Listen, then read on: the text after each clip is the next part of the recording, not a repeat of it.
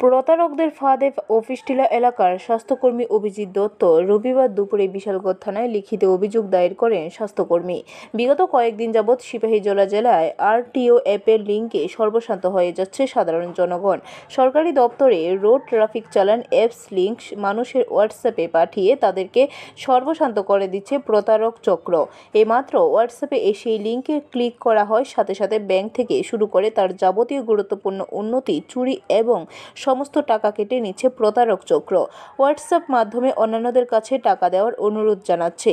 ঠিক তেমনি বিশালগড় মহকুমার একাধিক প্রতারিত ব্যক্তিরা বিশালগড় থানায় একাধিক অভিযোগ দায়ের করেন। বিশালগড় থানার ওসি বিজয় দাস প্রতারক চক্রটিকে জালে তুলতে ইতিমধ্যে কাজ করতে শুরু করে দিয়েছেন, কিন্তু পুলিশের থেকে এক কদম এগিয়ে প্রতারক চক্র।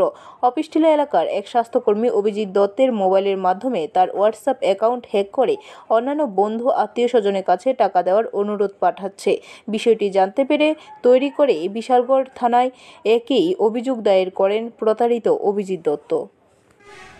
আজকে অ্যাকচুয়ালি আমি তো সকালবেলা, আজকে সানডে, আমি ঘুমাইতেছিলাম, তখন হঠাৎ করে আমার অফিস স্টাফরা ফোন করতেছে যে আমার মোবাইল থেকে মানে মেসেজ যাইতেছে, একটা ওই চালানের একটা কি অ্যাপ যাইতেছে।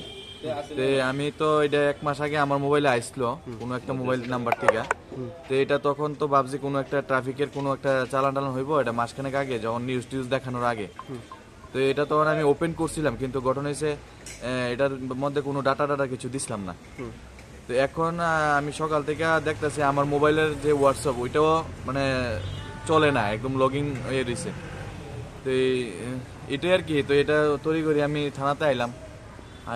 ব্যুরো রিপোর্ট, খবর ত্রিপুরা।